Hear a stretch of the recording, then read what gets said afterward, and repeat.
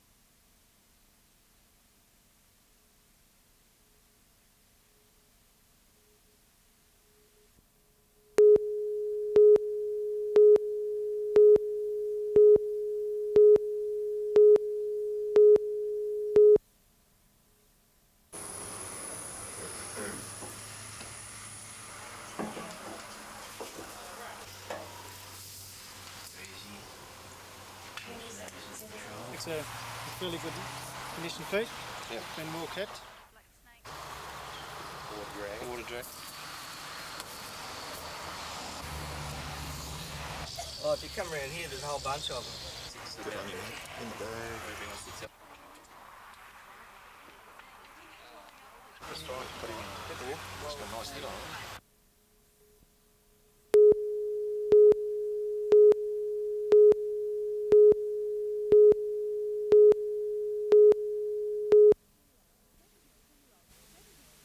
72-year-old Norman Torres will be eligible for release from prison in March 1997. He was on bail when he went to Salamander near Newcastle in December last year. He'd been ordered by the court not to go near the area. When he was approached by two police officers, Torres pointed a shortened rifle at the face of Senior Constable Gary Coates. As the officer pushed the weapon away, it fired. Justice David Hunt said Torres took the loaded rifle that night with the intention of firing it, and his purpose was, at the very least, to frighten someone who was to be a Crown witness against him. Justice Hunt went on to say that Senior Constable Coates could well have lost his life in the incident and that the courts must give support for police officers who undertake a difficult, dangerous and usually thankless task. He referred to the recent shooting of two police officers at Crescent Head, saying the community has been tragically reminded of the substantial risk of death police officers face, and as such, it is necessary to impose a sentence which carries a clear message to others. Justice Hunt said Torres' sentence would have been far greater had it not been for his advanced age. He ordered that Torres face a new trial on charges of firing the weapon to avoid arrest and discharging the rifle in a public place. Jodie McKay, NBN News.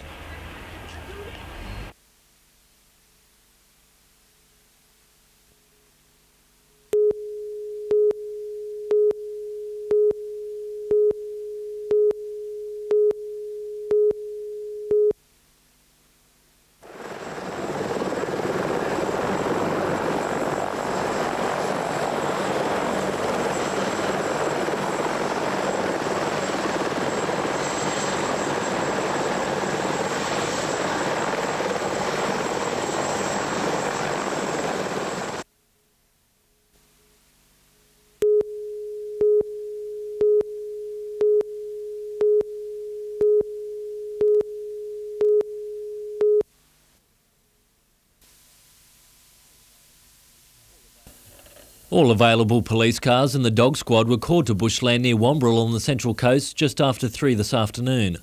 Police had approached a man in relation to several break and enters in nearby homes, but he fled into scrub. A half-hour chase followed, the man hitting a police dog with a tomahawk before turning on a police officer. But the man was quickly overpowered in the yard of a house, a tomahawk found close by, along with a money belt and a jacket. The dog was bruised in the attack. The officer escaped without injury. A 24-year-old man has been taken to the Entrance Police Station for questioning. At this stage, no charges have been laid. Richard O'Leary, NBN News.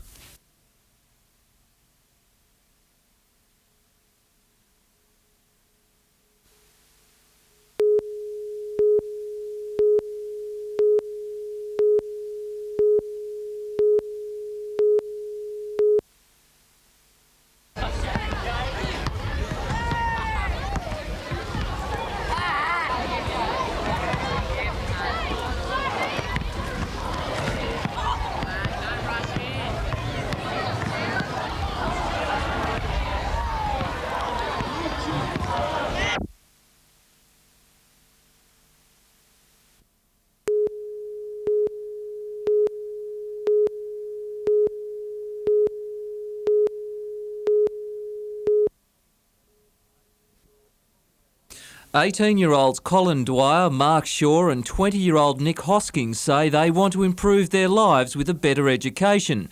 That means completing Year 12 at their local school, Waratah Technology High. But they say the school has knocked them back. You won't get far in life without a HSC these days, I don't think. And this is your chance to get one? This is my chance to get one, and they're taking it away from me. Nick, Colin and Mark have all worked in sales jobs, but they want to further their careers. School principal Lyle Abel says the young men haven't been rejected or accepted. He says their situation is being looked into. In applying to continue their education, which is most laudable, we would be suggesting that they investigate, first of all, Gateshead program, which has a very good program, and Jesmond. Jesmond and Gateshead High Schools do take mature-age students, but the three young men say those schools are too far away. Principal Abel admits he does have a responsibility to take on students within the area. It's just that these would-be students may not fit in with his school environment.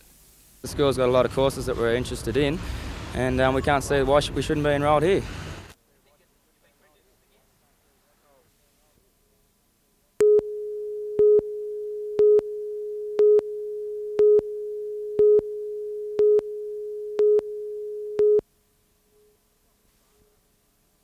Dr Barnard was in Newcastle today visiting patients at Lake Macquarie Private Hospital. In 1967, he assisted his brother Christian perform the world's first human heart transplant, an important medical breakthrough that had the world talking. It was done for a patient, not for publicity or for us. There was a person who was going to die unless this type of operation was done on him, and that's why we did it. The kind of media response was we never expected it. Dr Barnard also worked in politics in South Africa, spending 9 years in Parliament fighting anti-apartheid laws. He's an avid supporter of the new government.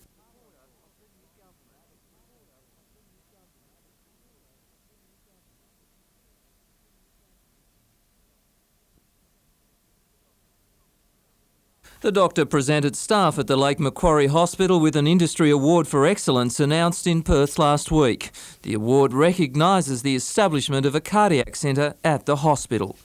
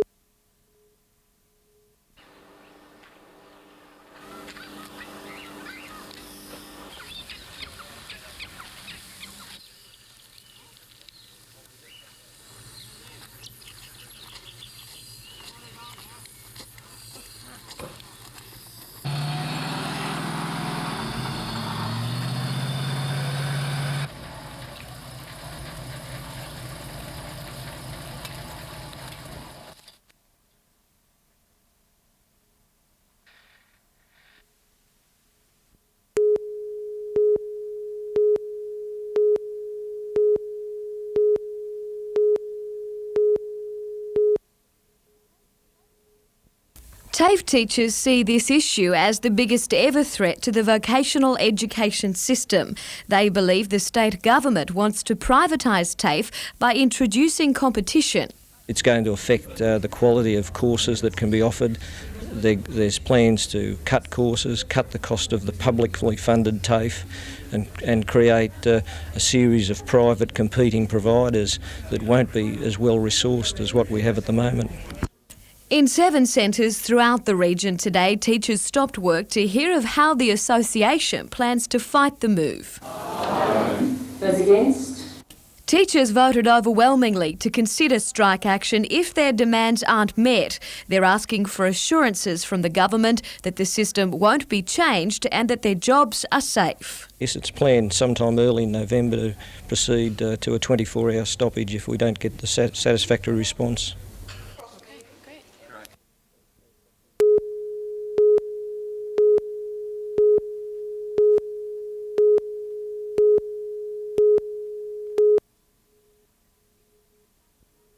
This is the strategy which will change the way people think of Newcastle. Recent studies have shown many business people outside the region see the city as having a narrow economic base and not a pleasant place to live. But the Hunter Economic Development Corporation, which has put together the strategy, believes the region has much to offer businesses and investors. It's set about changing attitudes. We need to be seen as diverse, and we need to be seen as sitting on the edge of the biggest consumer market in Australia, which is the Sydney metropolitan area. A marketing advisor will be appointed, their job to sell the Hunter region. The first thing we have to do is to get out amongst our own community and over the next year generate an understanding of what this strategy is all about, so that all of us can participate in promoting the Hunter in a common and cohesive way.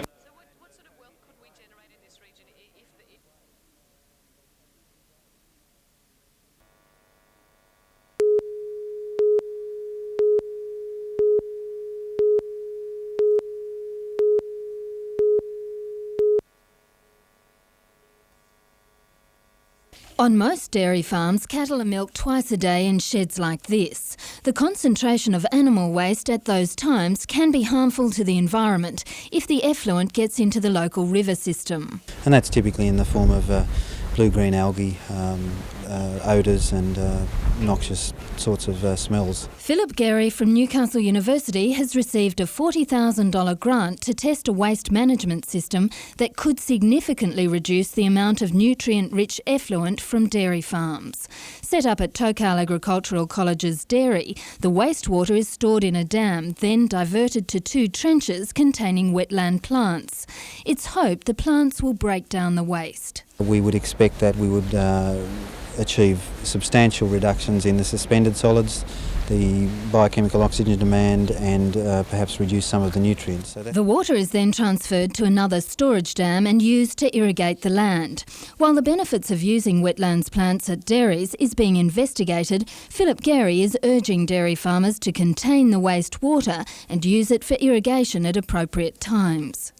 Being able to spread it out evenly so that the load is evenly distributed is going to result in a much better waste management system for the whole farm.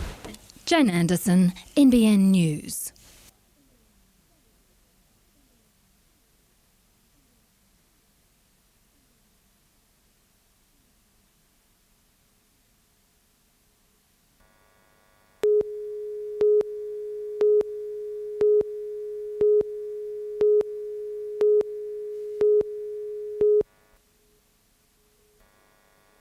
Iris Russell's people have lived in the area for generations, and now the stories she says they passed down to her could lead to the area being recognised as one of the most significant sites of Aboriginal culture and artefacts in the country.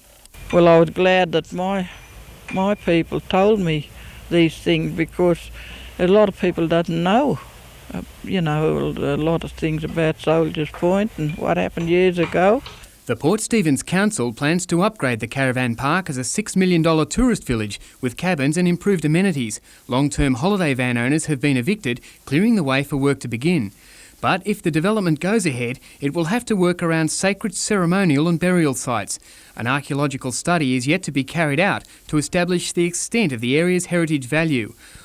Iris Russell says she knows of at least 20 Aboriginal grave sites around the park. We decided to run the park as a caravan park and put up a cultural centre on the park because that's what it needs, something for them to look back on. The Warramai Land Council and the Port Stephens Council are discussing a number of land matters. From next year, the Warramai Council must become self-funding and may look to trade with its most valuable asset, the land. Andrew Lobb, NBN News.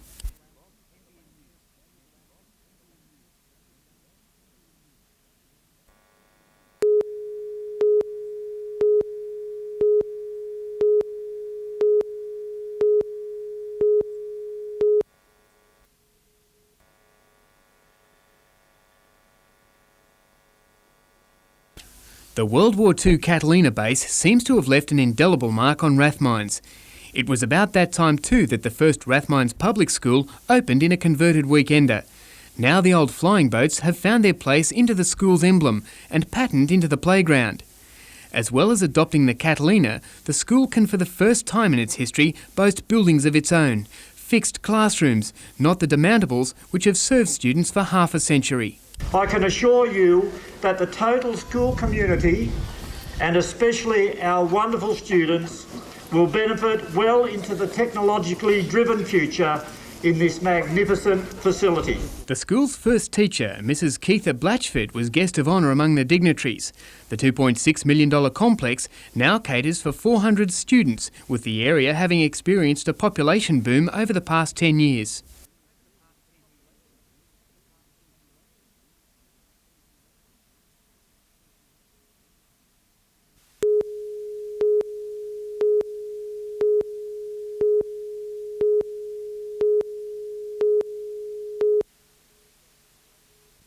Some of Australia's best surfers were made to compete for waves at the 33rd Classic today, with the event's #1 seed Luke Hutching surprisingly eliminated in the opening rounds. Local hope Nick Wood easily won his first round in the sloppy conditions, while one of the highlights was Kai Fitzgerald's ride that earned him a perfect score from all 5 judges. Defending champion Dave Nelson from the Central Coast also progressed, with the finals to be held tomorrow. Meantime, the Hunter Eagles were put through their paces at Maitland today while work began on transforming the football ground into a baseball diamond. It was a reassuring sight after a prolonged legal battle threatened the team's survival. They have a new coach in Shane Barclay and have lost their affiliation with the Montreal Expos, limiting their number of imports, but are confident of building on last year's performance at the new venue. I think it's going to be a different sort of atmosphere from the rest of the league, but it seems to have this real family atmosphere. So hopefully, especially Sundays when we expect the double headers to be conducted, I think we can expect some pretty good crowds.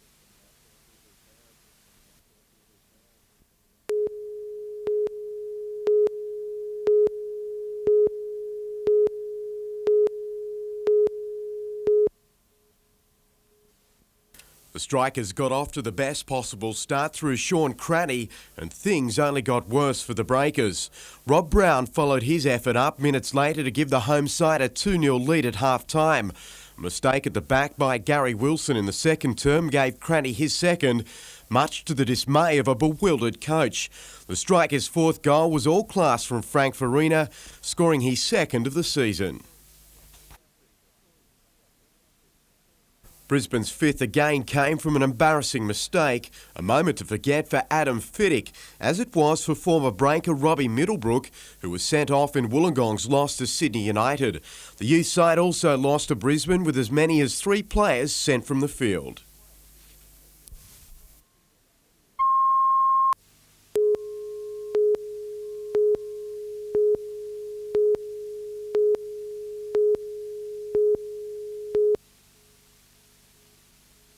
Neighbours in Belimo Crescent said the family had moved into number 12 just 2 weeks ago, and they seemed happy in their new address. Many had helped the 36-year-old man, a 34-year-old woman and 3 children set up their house. But early this morning, residents heard the screams of a teenage girl as she ran from the house. Police and ambulance officers arrived to find the 36-year-old man dead, stabbed once in the chest with a kitchen knife. There was a child in the house who did witness the events. The 34-year-old woman was taken to the James Fletcher Hospital by police and paramedics. At this stage, all our initial inquiries are complete. We are awaiting a female patient at a hospital to become available so we can ask her some questions about the incident, and we hope to do that tomorrow morning.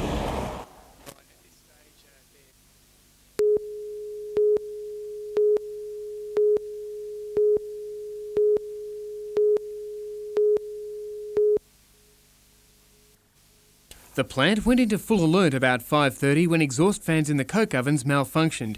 Thick smoke and flames filled the air as gases escaped into the atmosphere, bypassing the broken-down extractors. A public relations spokesperson for the plant conceded the release was not a desirable situation and was not within the terms of BHP's operating licence, but added that at no time were workers or the neighbouring residents endangered. The Environment Protection Authority was notified immediately. They sent inspectors to the plant. The gases, consisting of burnt coal residue, are still being vented through auxiliary stacks and production is continuing as normal. It could be a day or two before the exhaust fan problem is rectified. Andrew Lobb, NBN News.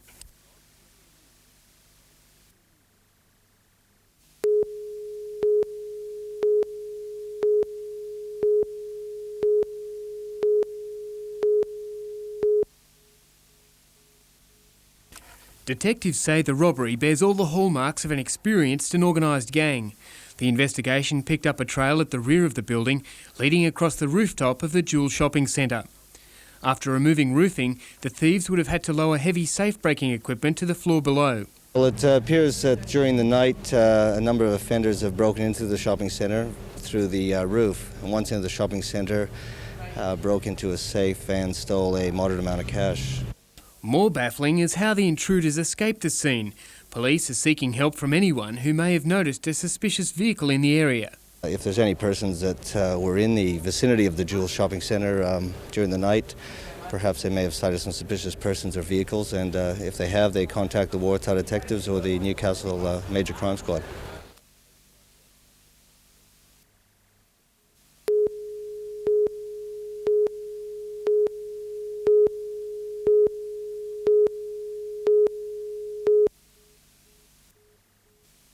Ladies and gentlemen, start your engines.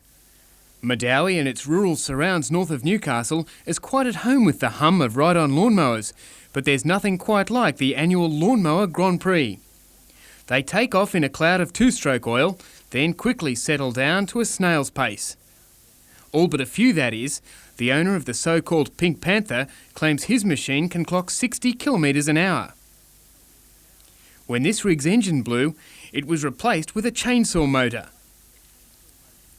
Some make up for a lack of speed with manoeuvrability, others with cutting corners and dirty tricks.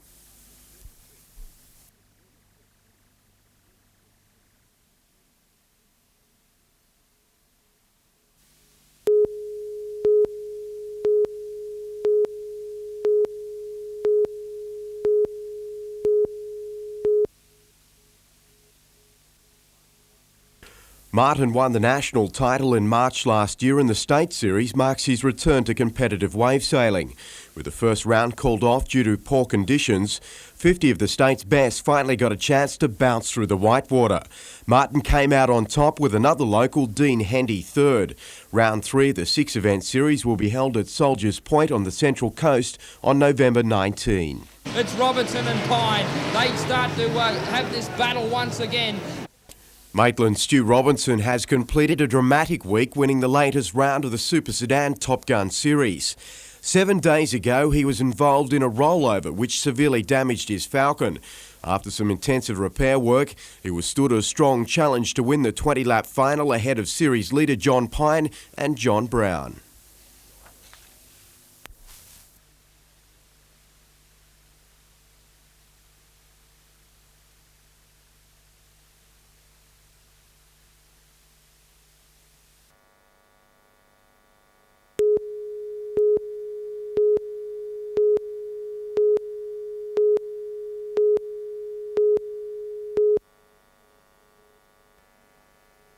The fire at BHP Steelworks was caused by a breakdown in the exhaust fans which draw gases from the coke ovens. The Environment Protection Authority has called for an interim report within 24 hours and a more detailed report within 3 weeks.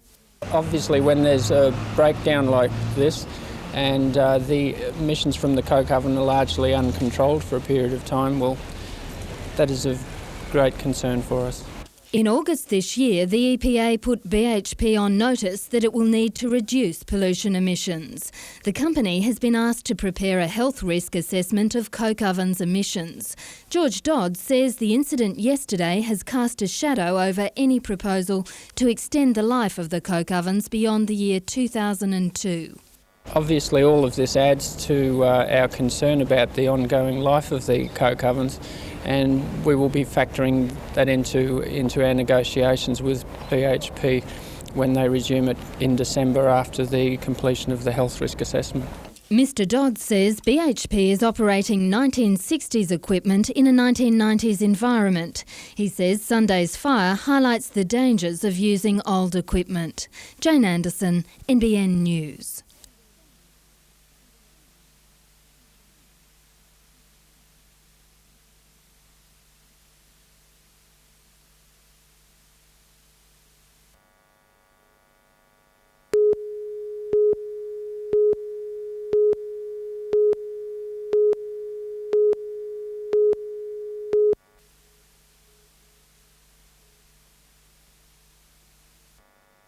The field embarked on the 66-kilometre stage from the entrance to Newcastle this morning, minus one of last year's stars Robbie McEwen, who withdrew with a knee injury.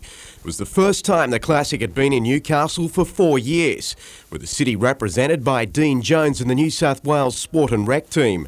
Even he would have been unaccustomed to the windy conditions which plagued most winding their way into Newcastle, with Jones's teammate Jason Pearce and Dutchman John Den Braber breaking away from the pack.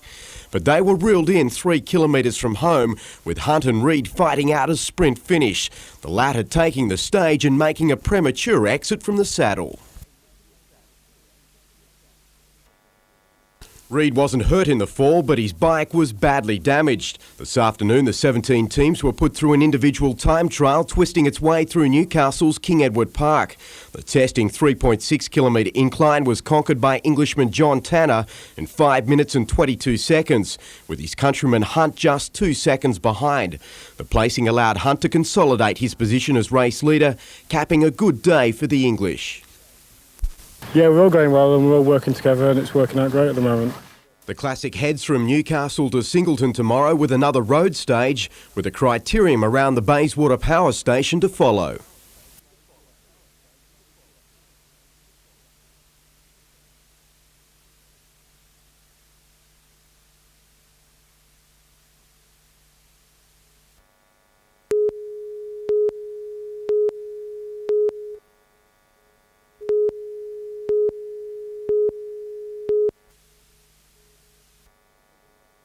Speaking on national television yesterday, Australian coach Eddie Thompson confirmed Newcastle would host the second leg of the Ansett Cup between Australia and New Zealand on November 15. But it appears the national coach may have jumped the gun, with Soccer Australia not prepared to confirm the fixture. Despite the national coach's belief that Newcastle would get the match, his employers believe there are other options. Meantime, the Breakers are still recovering from their trouncing at the hands of Brisbane on Saturday night. The Strikers took advantage of every opportunity, with coach John Cosmina concerned about his side's fitness level. He believes the Breakers were jaded compared to previous encounters. I mean, I said October was going to be our pre-season and it still is, and you can't get experience at training. You have to play games, and it'll be a good lesson for the guys as well. I mean, it's a 5-0 hiding is a sickener in anyone's language. 5 teams lead the A-League, with the Breakers 2 draws from 4 games, keeping them in equal 10th position. Their next encounter is against Sydney United in Sydney this weekend.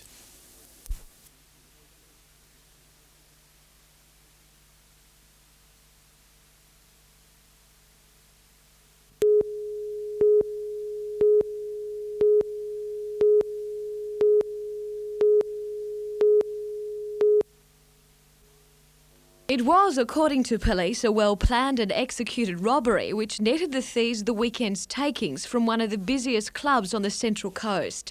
At 3 o'clock this morning, 3 men cut their way through a perimeter fence at the Doyleson RSL Club on the Pacific Highway. Armed with shortened shotguns, the men confronted 3 cleaners. Well, I was out there cleaning the poker machines out, and all of a sudden this fella come around from the side of the machines with a sawn-off shotgun and just pointed straight to me head. I was in the bistro doing the tables and I had my back to the door, and he just come up behind me and said, "Excuse me, darling." And I just turned around and seen him there and just screamed. The employees were gagged, had their hands bound and were ordered to lie on the floor. While one man ransacked the poker machines, 2 others used a sledgehammer to smash the wall of a safe. Well, they knew what they were doing because they were too calm and collective. The club is regularly patrolled by a security company, but the thieves had that covered as well. When the security guard came to check on the cleaners, he left with the impression that they were fine and everything was normal. He stood to the side with a gun and got me to wave to the security guard to say that we were all right, and then he took me back and tied me back up. The men took their time in the club. They fled close to daybreak in a car stolen from one of the cleaners, dropping coins in their hurry to escape. Jodie McKay, NBN News Late Edition.